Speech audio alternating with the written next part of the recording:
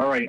Well, the Water Commission, Friday, August 28th, one open.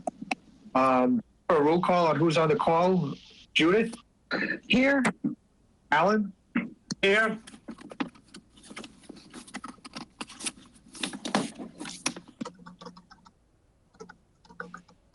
Yeah? Yeah, I'm here. Who else do we have on the call? I see. Your audio is cutting in and out, Gary. Is that any better? Might be. Why don't we try to keep going here? All right. Is that any better? Yes. It is, yes. All right. All right, so the first order of business is the consent agenda for the minutes for July 31st. Are those not ready yet, Dan? I believe they are, and Tracy had sent out a revised agenda packet with the updated minutes. I believe I saw that this morning. Alan, did you get the revised minutes? No. I saw the note that she had changed them to the only change was that Wesley was not at the last meeting. Hi there. Oh, there you are. This is Tracy. I actually found one more edit. Okay. I can put these minutes on the next agenda so we could review them then if you'd like. That's fine, Tracy. Great. We're going to hold off on the consent agenda for the July minutes until our next meeting. Thank you, Tracy. Okay. You're welcome. All right. For abatements, we have no abatements. Old unfinished business. First order is water rates discussion. I asked for 3 options from each of us, and it looks like we all submitted, I think it was option K. Have you had an option to look at the other choices? Gary, I'm just going to share my screen All right. to show the slides of the presentation we're looking at here. So bear with me.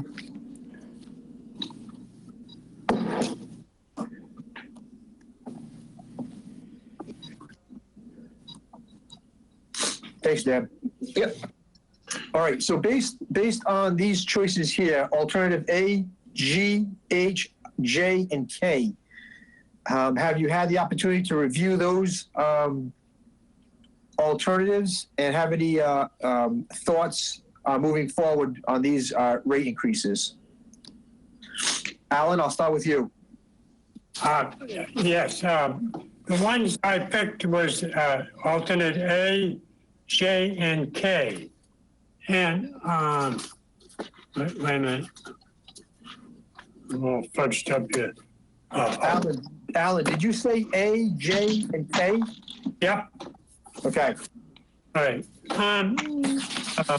Routinely, we go over annually what our asset replacement would be, such as a capital outlay. But it's we've never had a point in the years that we ever established a cash reserve. So we've never set any kind of a level as to future projects or updates of infrastructure and stuff like that. So when we talk about rate increases, it's kind of, in a way, it's kind of hard to, if we have a specific major project that involves millions that we have to borrow for, do we have enough revenue to pay off that borrowing? And then the other, we just, if we have adjustments on salary increases, I mean, it just gets included in the budget.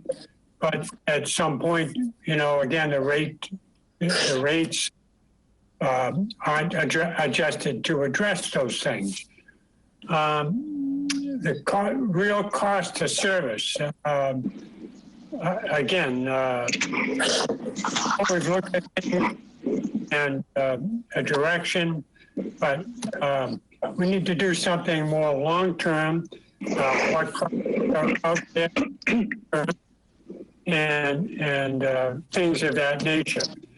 But at this point, I mean, when you look at this, it just, I mean, there's so many different directions, and it's a matter of knowing that you've taken in all the considerations. So, like Jay, was a $10 annual base rate increase, and then it increased the tiers. So it was a 5% for 2, 3, and 4. If you didn't want to do that, then you could do a flat increase on the tiers, and the base rate was only $8. I lean toward the $10 base rate. I think that's a given. I mean, we've had some increases this year. We have the cost of supplies that has gone up, and they're out of our hands, you know. So in order to keep the department, moving forward, I mean, we have to consider these things. But on the other hand, I wouldn't want to see the rate increase put into place until planned for July 1 of fiscal year 21. That's where I'm at. Right. Okay. So if you look at the alternative evaluation, Dan has it broken down to each alternative and how far it'll get us to. So if you look at that sheet, alternatives G, H, J, and K will get us out to FY25. And during our previous meetings with our rates, I thought the thought process was to do the rate increase, try to get it to a 5-year span, and then reevaluate the rates at that time. So that being said, I was looking at alternative G, which is a $10 base rate increase and then a 5% tier increase, but only in fiscal year 22 and 23. Excuse me. And the reason I'm thinking that way is because we're basing the rate study on our lowest pumping average years. So if we only do a 5% increase for those 2 years, in FY23, we can come back, reevaluate, see where the numbers are, and decide if that rate will carry us for a couple more years, or at that point, take action for FY26. So that's where I'm thinking. Judith, do you have an opinion on this?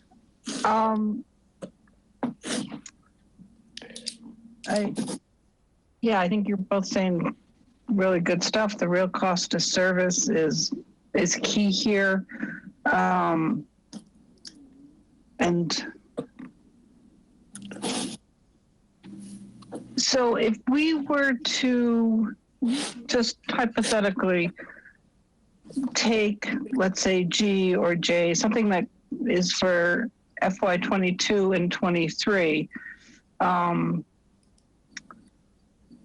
Dan, do you have a sense that it's gonna the schedule that's up on your screen right now that goes out to FY28? Well, actually, it's only worked out to 25 anyway, isn't it? Right. Okay. Alternative A only gets us to FY24. So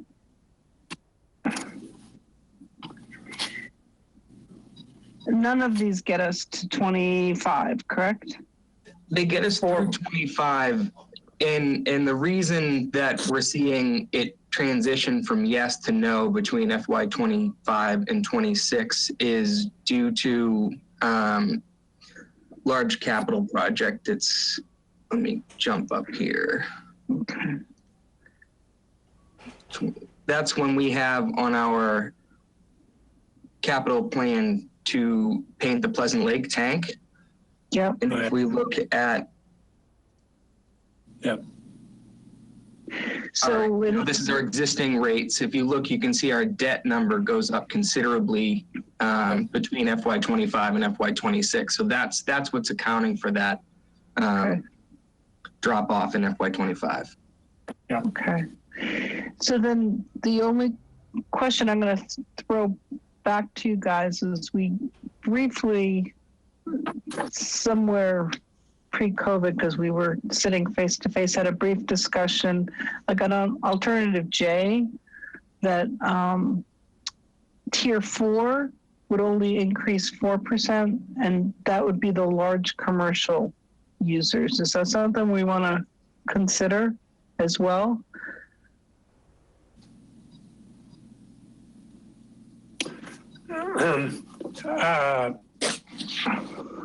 Yeah, no, you know what? I could lean more towards Gary's choice of alternate G. Okay. Rather than that. Everybody gets the same. You use more water, you pay more. You know? Again, just my thought process on this is because we have spent so much time and thought into trying to be fair across the board and keeping the rates still reasonable for the water quality that we're receiving. I think it's fair to raise the rate tier increase across the board evenly, so everyone's participating in the town for using whatever water they're using, but not singling out any one tier group for the amount of water they're using. So everyone's paying 5% according to their tier. And again, it's only a tier increase of 5% for 2 out of the 5 years. And I'm thinking, and again, in FY23, we can reevaluate the rates and see exactly where we are as far as our capital plans and actually the real number of revenue that we're taking in. Right. Okay. I concur. I concur. I just wanted to put it out there for discussion. That's all. Yeah. Absolutely. I mean, just why it was in there exactly. Right. So it was as to why it was in there. If I can just elaborate on that. This scenario, when it was really born out of trying to limit impacts on the first tier. And the reason there was 5% for tiers 2 and 3 and a lower of 4% for tier 4 was because the tier 4 water users are obviously our highest consumers. And, it's a delicate balance between water conservation and needing to sell water, to fund the operation. So the reason we didn't do 5% in tier 4 was because at the time it was thought that could be too big of a jump on the 4th tier. Especially if we weren't hitting anyone else, where it's across the board, in the G proposal, it's a little bit different. This was more of a hybrid model that took into account some of the other things we were discussing at the time. Let me ask you, is it like 60% of the water use is in tiers 2, 3, and 4? Yeah, 2 and 3. Is it 60 of the water? It's not quite that. If you look at the chart on the bottom right of the slide that's on the screen now, there's a breakdown of where the revenue comes from. So I'm going to zoom in on this on my screen here. Okay. Get back to G.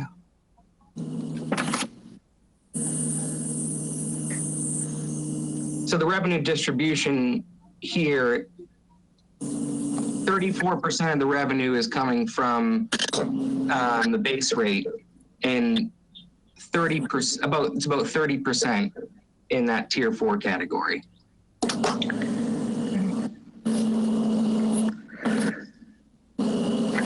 Thanks, Dan. That's good explanation. So it looks like we have consensus on G. Well, I mean, that's what we're trying to discuss and figuring out, but I've actually, people I ran into or I have run into in town, you know, the discussion, I brought up the discussion about the rates, and obviously they're going to have to go up, and we haven't raised rates in 5 years. And I was asking, I just gave a couple of different scenarios, and everyone's response to me was to keep it a level playing field. Like, you should be paying for what you're using, and no more, no less. And that's kind of, you know, how I'm going about it right now, as far as it's a $10 base rate increase for everyone. It's a 5% tier increase for everyone. But out of the 5 years, it's only going to happen in 22 and 23. And then again, hopefully we go back in 23, revisit the rates, see where we're at with some real numbers, and maybe not have to raise rates for another year or two, or so forth, and see where, you know, our capital expenses are, and what the future projects are going to be, and, you know, bond ratings at that time might be significantly lower. So there's a bunch of different options, you know, in the next, you know, several years to come. So that's my thought process where I'm leaning. And to Gary's point as well, this is you know, if the board implements the rate increase for FY22, you know, we're going to have to do another rate hearing to raise it again for FY23. Exactly. And depending on where our actuals come in, you know, to Gary's point, we've used our low confidence demand projections to calculate the revenue. So, you know, this year that we're in right now, we're having a drought year, and we're pumping more water than we've ever pumped in the history of the department. So, you know, where you're seeing in this FY21 line, where you see that it level from FY20 to FY21, FY21's revenue, you know, could be higher than anticipated due to the additional volume that we're moving, and it could stretch this a little bit further. We could, you know, it could be a potential where we do a 5% in FY22. If we've had a couple good years, we may not need to do it again until FY24. Right, that was what I was thinking as well. Right. I don't want to hit people with a rate increase every year, is what I'm trying to avoid. But also fund the department at the same time. So that's what I'm looking at. That's my thought. Well, they're not bad thoughts. And thank you, Al. Good thoughts. I concur. Yeah. You know, it's tough. You know, when you have to jack the prices, but it's a necessity in order to have the service. But the more we talk about it, the alternative for G seems the right way to go, and I could live with that. All right. I have on the screen now, between the last meeting and this one, once you had all provided the scenarios you wanted to explore further, I consolidated the bill impacts and user impacts. So you can see on the slide on the screen here for scenario G, existing bill for under the existing rates for FY22 would be $56.94, and again, that's the 12,000 gallon per quarter average user. With scenario G, that bill goes up to $68.03, so it's a $12, $11 increase. Right. Yeah, $11.10. Right. And then for the annualized cost of the water, again, in scenario G, is $272. Existing is $227. So over the course of the 9 years that are in question here, under the existing water rates, the cost of water would be $2,049.75.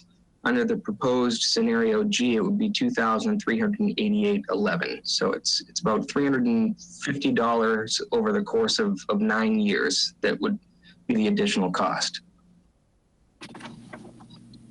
Dan, I got to say that the slideshow presentation and the explanations are really fantastic. I mean, it's very, very helpful to see what our options are and really how it's going to impact the water customers, and just to get us to where we need to be without going overboard and going too high. So the only thing I would ask is, like on alternative A's and the other spreadsheets, if there's some way we can enlarge them, because I can barely see these numbers. Yes. So you're talking these ones here? Yeah, I mean, not on the slideshow that you're showing, but like on the paper, the hard copies that we have here. Yeah, it's tiny. I can print out blown up versions. Yeah, thank you. Appreciate that. And they are bigger when I clipped them and dropped them into the spreadsheet. I mean, the presentation, I'm taking a full size and shrinking it to accommodate the slide. So right. So in the annual cost, scenario A turns out to be similar to scenario G in the amount paid, and the annual cost. A ends up being $2,338, and G turns out to be $2,388. You know, they're all right about the same ballpark, which is but with G is a more simplified process. Right. Right. Again, we're looking at our annualized cost for our average water user. So, you know, we're looking at a relatively consistent increase between all 5 scenarios. Yep. Where the revenue really gets captured is those upper tiers and the higher users. Yep. Yep. Okay. I'm good. Judith, anything else? No, I think this is great. Dan, thank you for all this work on this. This is really, I wish you had been my economics professor a gazillion years ago. You explained it very well. Yeah. Thank you. I appreciate that. All right. So I'm without a lot of help. So this is definitely a first. You know? Yeah, there's a lot of time and effort went into trying to narrow it down, and again with all the different scenarios and options, just so we could look at and see how it would affect the water customers. So it's very detailed. So we're looking at July 1st, 2022, with this possible new rate. It would be for FY22, which would be implemented next July 1st of 2021. Right. Yeah. Okay. Yep. Exactly. Yeah. Yep. All right. That sounds good. Thank you. Thank you, everyone, for. All right. So we'll put this on a future agenda to bring up and address it then. Right. At least now we have a plan of action, and we'll be ready to go for 2022. Okay. All right. All right. Any further discussion on the water rates? All right. Let's move on to Water Commissioner's authority over department staff.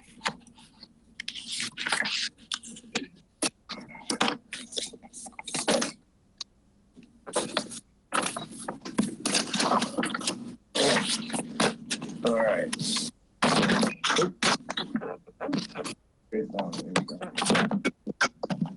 There we go.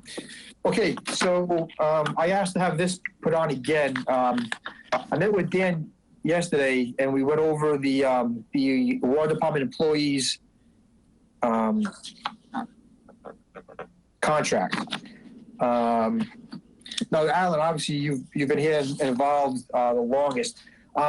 At some point, the employees did fall under the umbrella of the water commissioners. And only up until probably, several years ago, did it move over to the town administrator. And I'm just wondering what the pros and cons of the town administrator overseeing the staff rather than the commissioners. Well, it seemed the transition happened when Craig wanted to become a union employee. Okay. That's where the change seemed to happen.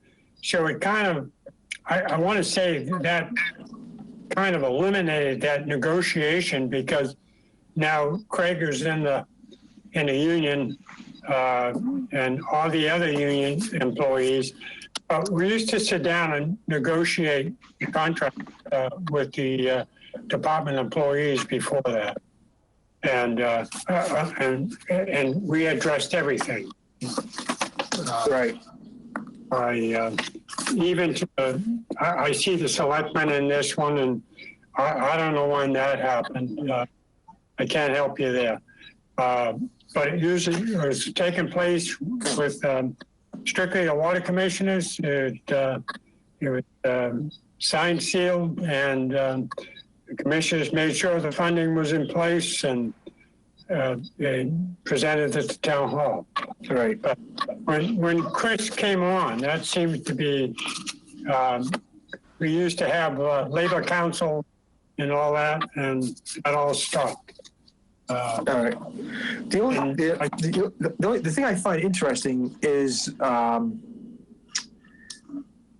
that the salaries and the items in the contract directly affect us and the budget, but yet we're not even involved in the negotiations of said contract, which, again, I don't understand why we wouldn't even have a seat at the table or involved in the discussion as far as that. Is this something we want to talk to the town administrator and the selectmen about, as far as having the employees come back under the commissioner's authority? Or do you have a different opinion or option on that? Judith? I think that they should come under the commission's authority. We're doing the budget, and it just doesn't make sense to me. Especially with wastewater coming into play at some point, I just think we should be involved in the discussions. And up until last year, I don't remember we were asked to be involved, really just to go over the contract before it was sent up to the selectmen. But basically all it was, this is what we've agreed upon. Here, take a look at it, and we're sending it to the selectmen. We didn't really have a say as in, yeah, we agree with it, we don't agree with it. It was just like kind of matter of factly, this is what we agreed upon, take a look at it, and it's going to the selectmen. So I just think we should play a larger role in that discussion. And there's nothing in the language about the water department and now water and wastewater being an enterprise organization that covers this. Do you know? Not that I saw. Did you see anything? No. It's just kind of vague.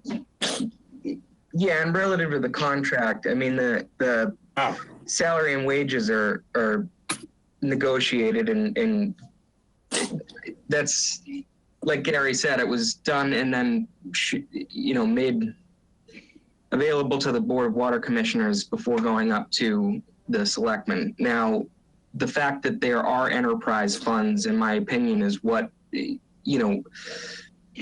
whole impetus for this is. You are the elected body responsible for that fund and administering the budget and submitting it to the residents for approval. And that's really the breakdown. Yeah. I think we should start whatever process is necessary to get this reviewed with the Board of Selectmen, and I don't know what the process would be, but I would encourage us to look into it, and I think it should be within our purview. Dan, maybe we can, I'm sorry, go ahead. I was going to say, you go. I was just saying maybe it would make sense for you and I and the town administrator to meet and have a discussion and, see where we should go with this. It's certainly not a power play, but it just kind of makes sense that the water department employees fall under the water commissioner's authority. I just don't understand why that isn't the case anymore. Right. And as far as signatories on the contract, presently there's signature lines for the town administrator, the selectmen, and the union leadership. I don't think it would be unreasonable for there to be a place for the water commission to sign. Right. I would think that as administrators of the budget, that you guys would be the first party to sign. Right. Even somehow, joint authority would be. I just want to have an option to be involved before we're mandated as to what we have to budget for. I just think we should be involved in the discussion of it. So maybe that's a discussion you, I, and the town administrator should have, and see, get his feelings on it, and then bring it back to the commissioners. If that sounds reasonable to everybody else. Well, in light of the changes that are about to happen with the water sewer, I definitely would like to know more before it really starts. So right. I'm not opposed to opening this up. Okay. I also want, at the same time, when you have this discussion, begin the discussion about sewer employees. Their funding, all of it needs to be addressed. Right. I agree. Yeah. Judith? I agree as well. Okay. Yeah. All right. So, Dan, we'll try to set that up with the town administrator, and hopefully we can get that done before our next meeting to see where we stand. Yeah, I'll follow up after we're done today and send out an email, see if we can get something scheduled. All right, great. All right, moving on to new business, wastewater update. So this was put in as a general topic, as you may have all, or should all be aware now, as your newly sworn in wastewater commissioners, as a standing topic. With town meeting coming up, I want to make sure that the Wastewater Commission is comfortable and has full understanding of the budget that was prepared for next fiscal year's sewer enterprise fund, and how we got there, as well as any and all other things wastewater. To your point in the last topic, we're going to be, things are going to start flowing at some point in the near future. And we're going to need to work on contract operations, requests for proposals for the day-to-day staffing of the collection system and things of that nature. So I wanted to put this on here as just kind of an open discussion to see where we want to go. Well, everything you've said is in the right direction. We want to do all of it. Yeah. But the budget is the first, that's the only number I've seen, anything to do with wastewater. And like you said, it's just a matter of time. It's probably just months before we'll see, connections and flow and the whole thing. So we got to have something. Right. All right. So we'll keep the wastewater, on here for new business going forward, and try to get educated as to how far the selectmen have gotten and where we need to be when it gets up and running. Does that sound reasonable? Yep. Did you guys take your oath? Have you been up to get sworn in as sewer commissioner? I did yesterday. Yeah. I did today. Yeah, and I did yesterday too. Yeah, so we're all good then. All right. Yeah. All right, moving on to next stamp, solar. Dan? Yeah, just wanted to provide a quick update. I did get information from CVEC. Liz Argo sent out an email on the 19th letting us know that we should be anticipating our first check from the Nexamp solar field this September. I was able to locate the net metering credit presentation that Liz had done previously with the estimated revenues. The net metering credits have dipped slightly from when we started this process a couple of years ago, but we were originally anticipating around $20,000 a year in revenue from the solar field. So hopefully we'll have a good indication as to what we're looking at next month. Nice. When you say they dipped a little, what's a little, Dan? I tried to look, and I'm not familiar enough with net metering credits to really even know where to find them. Okay. She said they dipped slightly and anticipate them going back up in the near future. What was the reason for that? Any idea?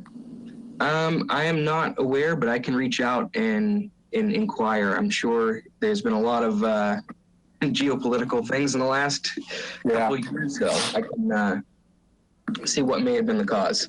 Okay. All right. Any other questions for Dan? All right. Let's go on to DWSP grant. Drinking Water Supply Protection Grant.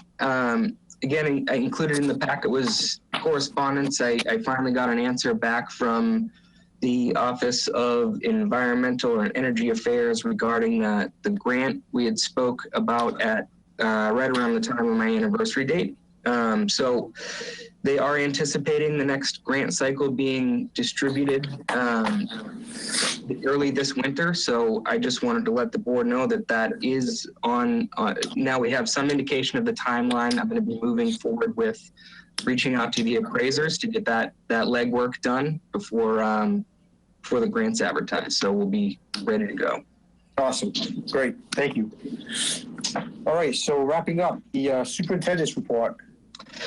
Yeah, a couple of things. I'm going to share my screen again, if you don't mind. I just wanted to provide an update on our pumping volumes and the drought status and whatnot. So bear with me here.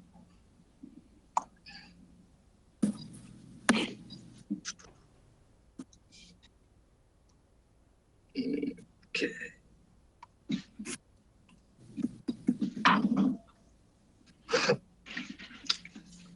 So this should be a relatively familiar graphic now. I think we've looked at it the last few meetings. This red dotted line is our trend line for 2020, our running total. And this is the first meeting where we have officially surpassed our levels in 2015, which was the highest year the department's pumped so far. So we are on track for a record high year. That said, given the drought in the news and things of that nature, I also wanted to follow this slide up with our groundwater well that our Water Management Act permit is tied to. So although we have been in a very extreme drought in the state of Massachusetts, it's been primarily environmental or stream flow and precipitation driven. The groundwater levels are actually still extremely healthy. So you can see this last bar is the end of August. So we are still in the very high range of normal. And to take it another step, we have, bring on this to the screen. So this is 2015 and 2016's numbers. I want to try to draw your attention to the September, if you can see them. So what these numbers are that we're looking at are depth to groundwater. So the depth to groundwater back when we had 2015 and 16, we had a foot less water in the aquifer.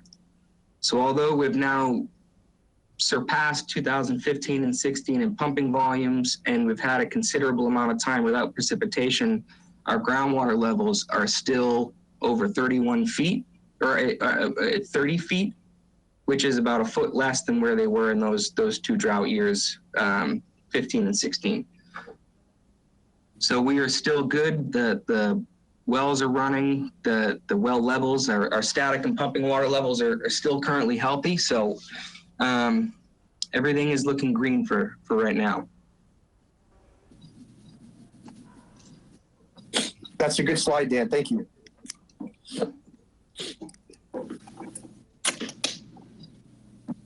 And that is all I got on that.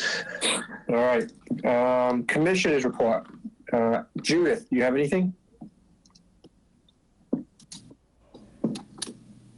I think you're muted, Judith. Sorry, my son had come through. I had nothing. Thank you. Alan? Yeah, no, I'm good. All right. Next meeting. Have we discussed our next meeting?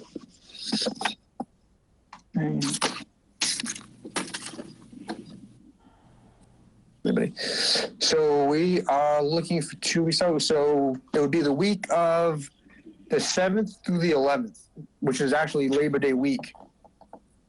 It's 28th. Do you have any specific days that work best for any of you?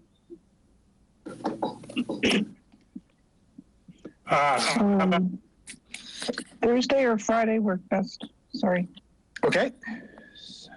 The 11th, yeah, The 11th works, okay? yeah, And we'll stick with 1 o'clock. yeah. All right. Great. All right. Same time? Yeah, 1 o'clock is that works. For now. Same time, Gary? 1 Yes, o'clock? please. Yep. Yeah. All right, and then I'll take a motion to adjourn. Mr. Chairman, I move that we adjourn. Is there a second? There I'll is a second. All right, thank you, Judith. I'll take a roll call vote. Alan? Aye? Judith? Aye. And it's nice for myself. All right, thank you everyone for your time today and have a nice weekend. You as well? Thanks, you too. Dan, can you stick around? Yep. This conference is no longer being, this conference will now be